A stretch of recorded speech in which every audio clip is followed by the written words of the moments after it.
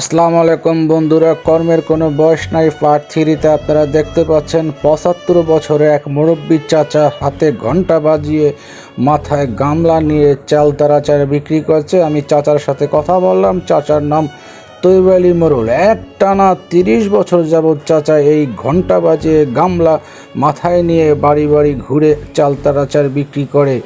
আমি চালতার আচার খেলাম, খুব সুস্বাদু। আমি চাচার সাথে কথা বললাম। এই পৃথিবীতে চাচার কোনো পুত্র সন্তান নাই।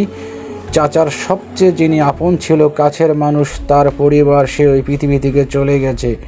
বন্ধুরা, কর্মের কোনো বয়স নাই। আমি এই মুরব্বী চাচার ভিডিওটি করলাম। আর কর্মকে কেউ ছোট করে দেখবেন না। কারো কাছে হাত না পেতে, সাহায্য না নিয়ে আলহামদুলিল্লাহ আচার বিক্রি করে চাচার জীবন চলছে। চাচা তার মেয়ের কাছে থাকে, চাচায় কর্ম করে খায়। বন্ধুরা, আমার এই ভিডিওটি যদি ভালো লাগে অবশ্যই লাইক, কমেন্ট, শেয়ার করবেন। আবারও দেখা হবে যে কোনো নতুন ভিডিও নিয়ে। সকলে ভালো থাকবেন। খোদা হাফেজ।